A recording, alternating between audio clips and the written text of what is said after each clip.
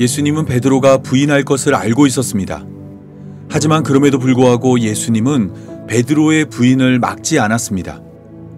예수님의 힘과 능력으로 베드로의 입을 막아버리거나 예수님의 지혜로 그 순간이 오지 않게 할 수 있었지만 예수님은 그렇게 하지 않았습니다. 오히려 예수님은 베드로가 부인하는 것이 당연한 것처럼 담담하게 베드로의 부인을 예고했습니다. 이 같은 예수님의 말씀은 여러 가지 질문을 낳게 합니다. 왜 예수님은 베드로가 자신을 3번이나 부인하도록 내버려 두신 것일까요? 만약 베드로가 예수님을 부인하지 않았다면 그는 더 훌륭한 지도자가 되지 않았을까요? 또한 교회의 지도자였던 베드로는 자신의 행동이 복음서를 통해 알려지는 것을 어떻게 생각했을까요? 그리고 교회는 그들의 지도자였던 베드로의 부인을 어떻게 이해했을까요? 지금부터 오늘 본문을 중심으로 이와 같은 질문들의 답을 찾아보겠습니다. 6월절 식사의 자리에서 성찬이 제정된 후 누가복음은 예수님을 향한 제자들의 반응을 연속해서 소개합니다.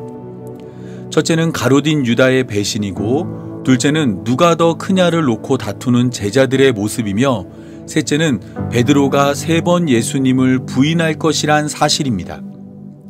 연속되는 제자들의 배신과 부인은 예수님이 걷고 있는 고난의 길에 외로움을 더했습니다.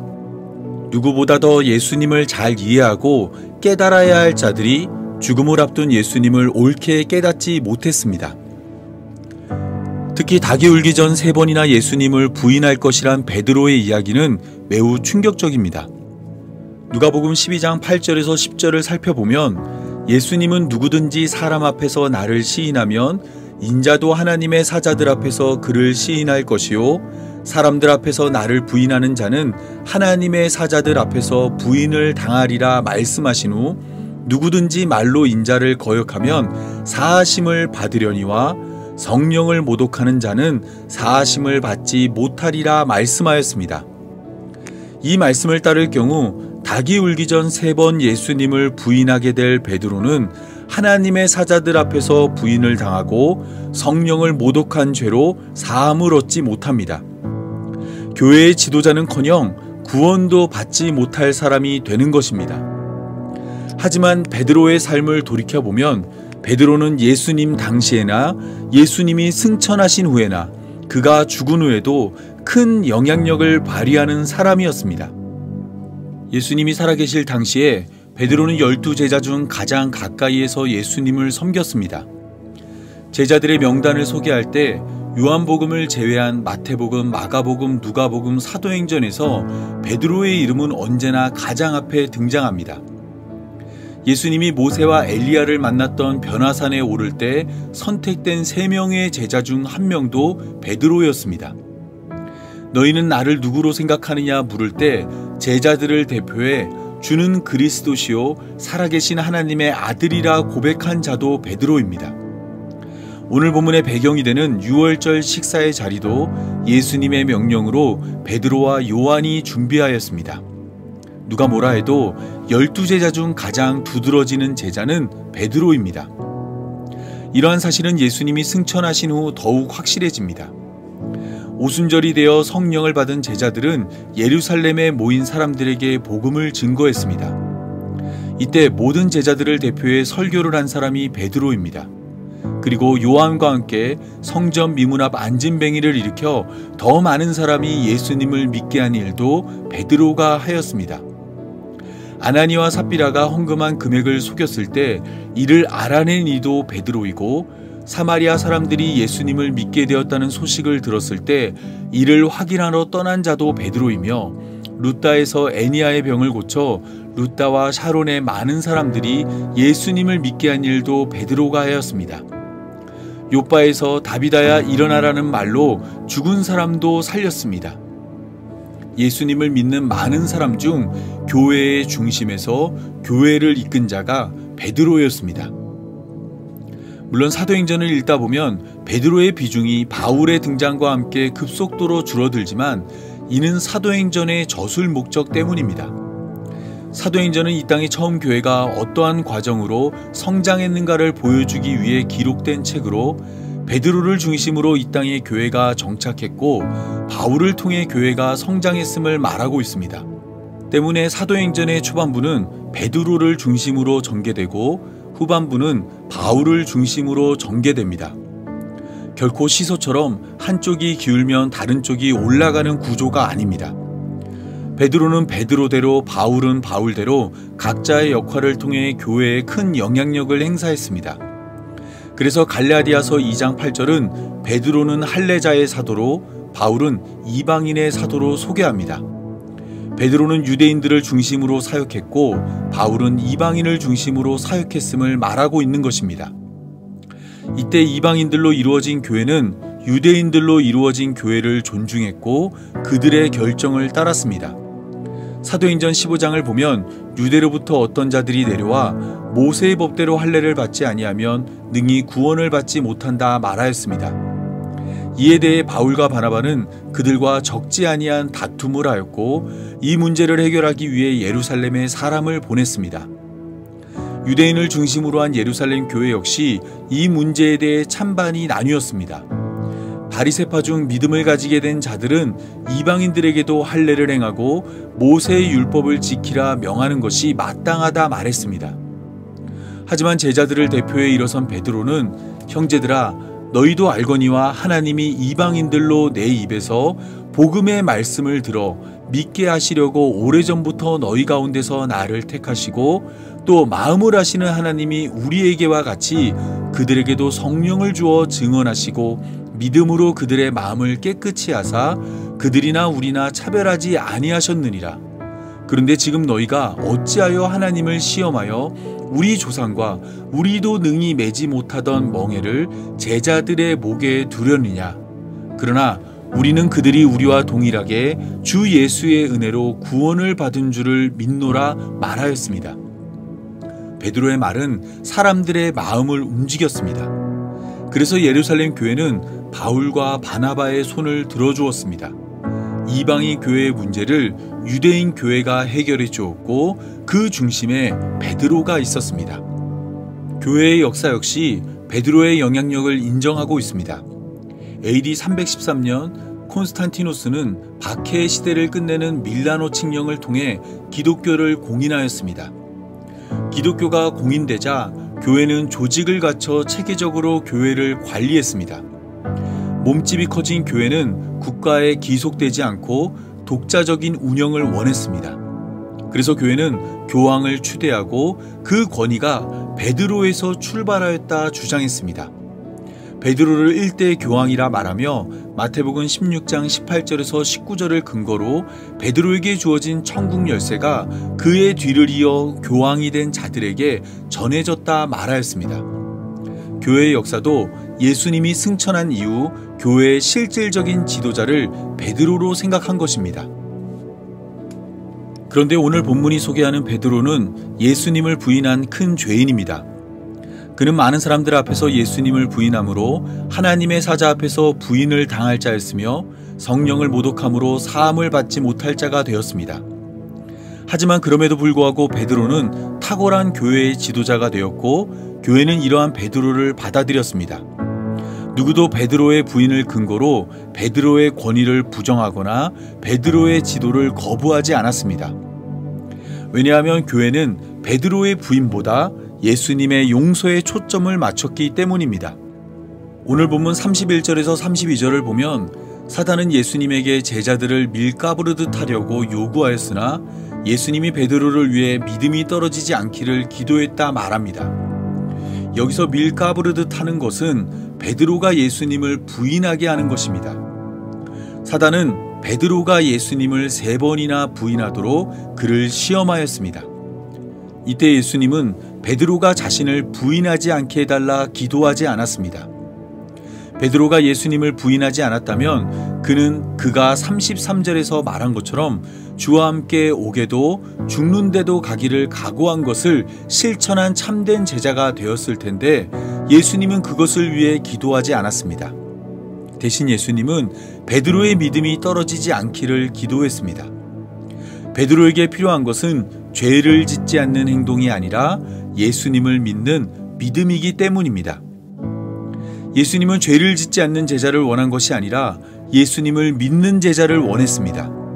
이 믿음은 비록 우리가 큰 죄인일지라도 예수님의 사랑이 우리의 죄를 덮어 구원한다는 믿음입니다. 마태복음 18장 21절에서 22절을 보면 베드로는 예수님에게 이렇게 묻는 장면이 나옵니다. 주여, 형제가 내게 죄를 범하면 몇 번이나 용서하여 주리이까? 7번까지 하오리이까? 이때 예수님은 베드로의 질문을 듣고 이렇게 답하였습니다. 7번뿐 아니라 7번을 70번까지라도 할지니라. 베드로의 용서는 7번이 한계였으나 예수님의 용서는 끝이 없습니다. 예수님은 같은 죄를 10번, 100번, 1000번, 10,000번 범하더라도 우리가 죄를 고백하기만 하면 언제나 우리의 죄를 용서하십니다. 요한복음의 마지막 장은 이러한 사실을 잘 보여줍니다. 죽음에서 부활한 예수님은 디베랴 호수에서 물고기를 잡고 있는 베드로에게 나타났습니다. 그리고 3번 예수님을 부인한 베드로에게 3번 내가 나를 사랑하느냐 물었습니다. 이 질문을 통해 예수님은 3번 예수님을 부인한 베드로를 용서하였습니다. 7번을 70번까지라도 용서하라 말씀하신 예수님이기에 3번 예수님을 부인한 베드로를 용서할 수 있었습니다. 또한 이러한 용서가 있었기에 베드로는 고개를 들고 교회의 지도자가 될 수 있었으며 베드로전서 4장 8절에서 무엇보다도 뜨겁게 서로 사랑할지니 사랑은 허다한 죄를 덮는다 고백할 수 있었습니다. 또한 교회로 부름받은 성도들도 베드로의 고백처럼 모두가 예수님의 사랑으로 허다한 죄를 덮은 자들입니다. 만약 베드로의 부인이 문제가 되어 베드로가 구원에 이를 수 없고 교회의 지도자도 될 수 없다면 다른 이들도 모두 구원에 이를 수 없고 누구도 교회의 지도자가 될 수 없습니다. 교회로 부름받은 모든 성도는 다 똑같이 죄인이기 때문입니다. 방법과 모양과 시기는 달라도 우리는 모두 다양한 방법으로 예수님을 부인하고 하나님의 뜻을 떠나 죄 가운데 살아가고 있습니다. 이미 닭이 울기 전 예수님을 3번 부인할 것이란 이야기를 듣고도 예수님을 3번 부인한 베드로처럼 우리 역시 무엇이 죄이고 무엇이 선인지 알고 있지만 선이 아닌 죄를 따라 살아가고 있습니다. 때문에 우리에게 필요한 것은 잠시 잠깐 행동을 고치는 결연한 의지가 아니라 예수님이 우리의 죄를 덮어 구원한다는 믿음입니다. 우리는 예수님의 사랑이 허다한 죄를 덮어 구원한다는 믿음이 필요합니다. 예수님은 우리가 이러한 믿음을 가질 수 있도록 십자가로 걸어갔습니다. 구약을 통해 수없이 말씀하였고 선지자들을 보내 계속해서 가르쳤지만 깨닫지 못하고 믿지 못하는 자들을 십자가로 깨우쳐 믿을 수 있도록 자신의 생명을 아낌없이 우리에게 주었습니다. 우리의 죄값이 십자가에서 모두 지불되었고 죄에서 자유를 얻게 되었음이 말씀이 육신이 되어 우리에게 오신 예수님으로 증거되었습니다. 따라서 우리는 예수님의 십자가를 바탕으로 하나님의 뜻을 옳게 깨달아야 합니다. 하나님은 우리의 행위보다 우리의 믿음을 원합니다. 선악과를 먹은 아담과 하와의 이야기는 이러한 사실을 잘 보여주고 있습니다. 하나님은 아담과 하와가 선악과 먹을 것을 처음부터 알고 있었습니다. 이것을 몰랐다면 하나님은 전지한 분이 아닙니다. 하나님은 처음부터 이들이 죄에 빠질 것을 알고 있었습니다. 그래서 하나님은 동산 중앙에 선악과와 더불어 생명나무를 두었습니다. 죄에 빠진 자들이 영생하도록 있는 생명나무의 열매를 바라보게 하였습니다. 먹으면 영생하는 생명나무 열매처럼 자신의 살과 피를 먹는 자는 영원한 생명을 얻는다 말한 예수님을 믿어 그들이 구원에 이르기를 원한 것입니다. 홍수 이후 노아의 세 아들이 보인 모습도 이러한 사실을 잘 보여주고 있습니다. 아담처럼 노아도 나무의 열매를 먹고 벌거벗은 자가 되었습니다. 이때 노아의 아들 중 함은 이 모습을 보고 밖으로 나가 두 형제에게 아버지의 수치를 알렸습니다. 하지만 노아의 또 다른 아들 셈과 야벳은 함과 다른 모습을 보였습니다. 이들은 옷을 가져다가 자기들의 어깨에 메고 뒷걸음쳐 들어가 아버지의 하체를 보지 않고 덮어주었습니다. 이 일로 노아는 자신의 허물을 드러낸 함을 저주하고 자신의 허물을 덮어준 셈과 야벳을 축복했습니다.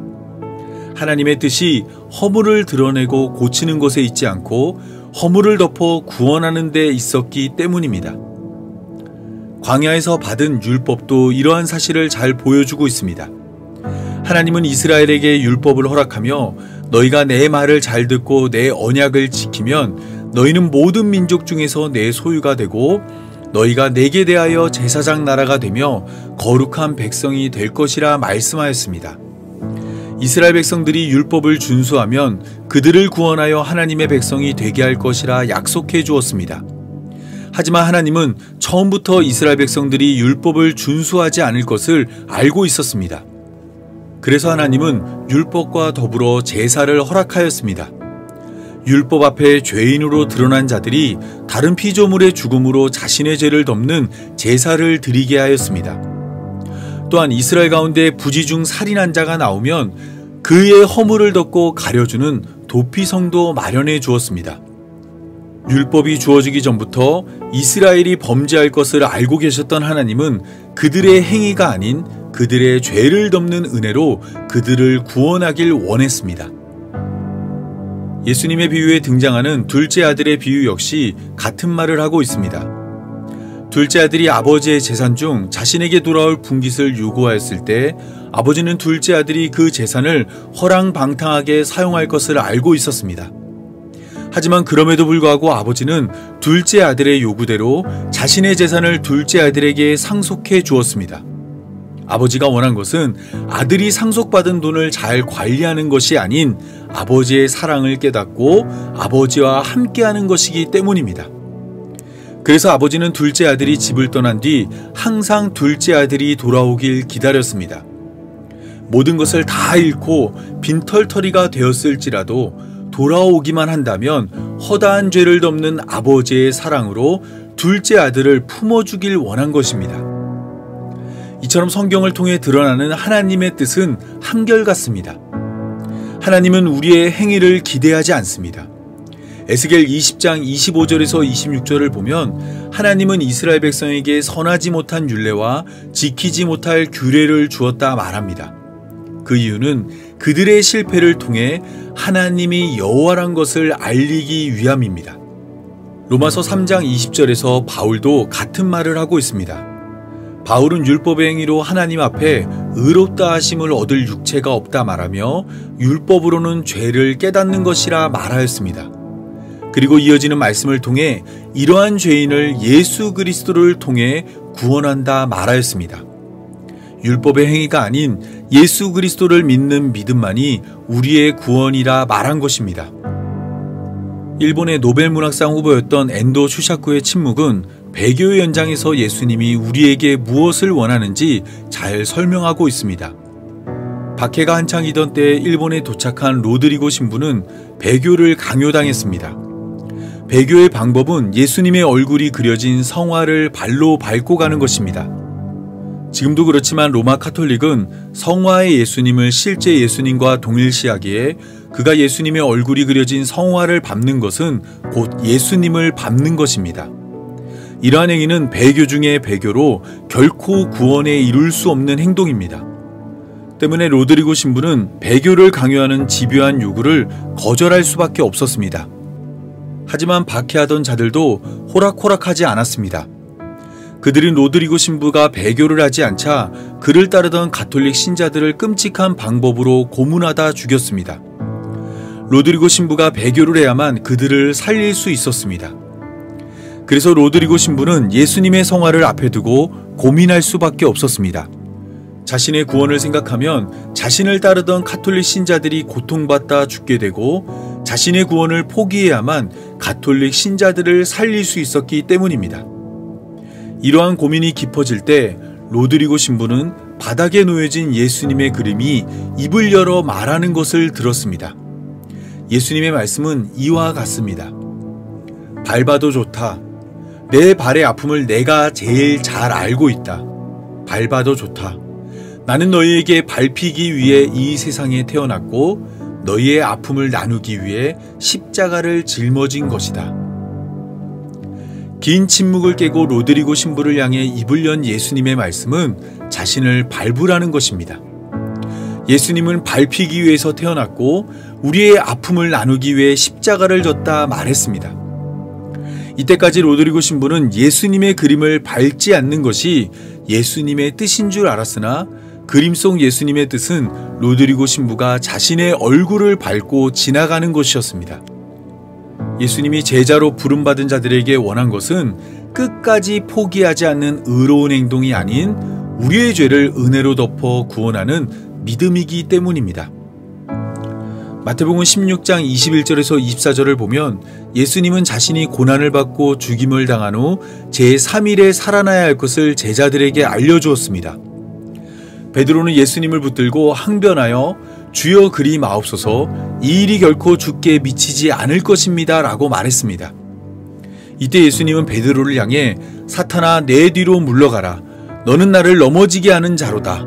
내가 하나님의 일을 생각하지 아니하고 도리어 사람의 일을 생각하는 도다 라고 말했습니다.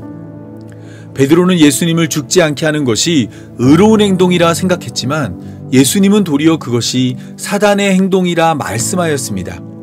예수님이 짓밟히고 고난받고 십자가로 걸어가는 길을 막는 것은 하나님의 일을 생각하는 것이 아니라 사람의 일을 생각하는 것입니다. 우리가 해야 할 일은 예수님을 십자가로 걷지 못하게 막는 것이 아니라 십자가에 달린 예수님을 믿는 것이기 때문입니다. 이제 다시 처음 질문으로 돌아가 보겠습니다. 왜 예수님은 베드로가 자신을 3번이나 부인하도록 내버려 두신 것일까요? 그것은 베드로로 하여금 예수님의 사랑을 깨닫고 교회를 가르치기 위함입니다. 또한 베드로가 예수님을 부인하지 않았다면 그는 더 훌륭한 지도자가 되었을까요? 아닙니다. 교회의 지도자는 충성의 크기가 아닌 은혜의 크기로 교회를 이끌기에 예수님이 그를 예수님을 부인하는 자리에 내버려 두신 것입니다. 또한 교회의 지도자였던 베드로는 자신의 행동이 복음서를 통해 알려지는 것을 어떻게 생각했을까요? 베드로는 그것을 부끄러워하거나 수치로 여기지 않았습니다. 이러한 자도 사랑하여 구원하는 예수님의 사랑이 더욱 확실하게 증거되었기 때문입니다. 그리고 교회는 그들의 지도자였던 베드로의 부인을 어떻게 이해했을까요? 그들은 누구도 베드로를 비난하지 않았습니다. 교회로 부름받은 모든 자가 죄인이었기에 그들은 베드로가 부인하여 구원받지 못한다면 자신도 구원받지 못한다는 생각으로 베드로의 부인보다 베드로를 용서한 예수님의 사랑을 바라보았습니다. 예수님을 배신하고 부인하는 것은 정말 큰 죄입니다. 하지만 오늘 본문이 보여주는 것처럼 예수님은 이미 베드로가 부인할 것을 알고 있었고 그러한 베드로를 위해 기도했으며 그를 용서하여 교회의 지도자로 삼았습니다. 허다한 죄를 덮는 예수님의 사랑이 베드로를 구원하였습니다. 우리의 구원 역시 마찬가지입니다. 하나님이 이 세상 그 누구보다 우리를 잘 알고 계신 분입니다.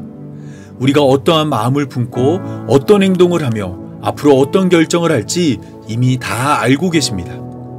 때문에 우리는 이미 우리의 죄를 낱낱이 알고 계신 하나님께 나아가며 허다한 죄를 숨기지 않고 이를 고백하고 인정하는 자가 되어야 합니다.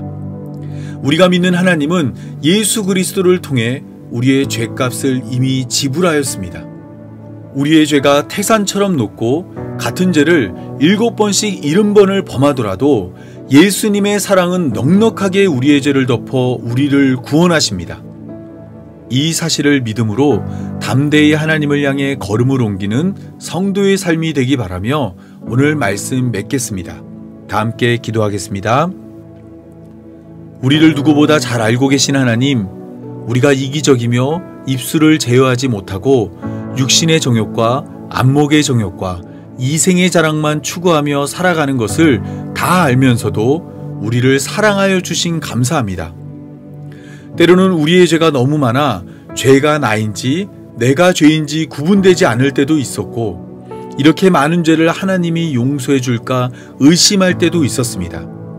하지만 성경을 통해 말씀하신 것처럼 우리의 죄가 아무리 크다 할지라도 하나님의 사랑은 그보다 훨씬 더 크고 광대하다는 것을 깨닫사오니 한량없는 사랑과 은혜로 우리를 구원하여 주옵소서.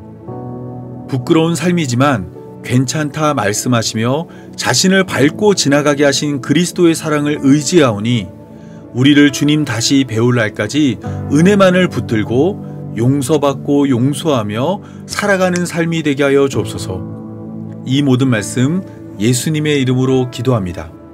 아멘.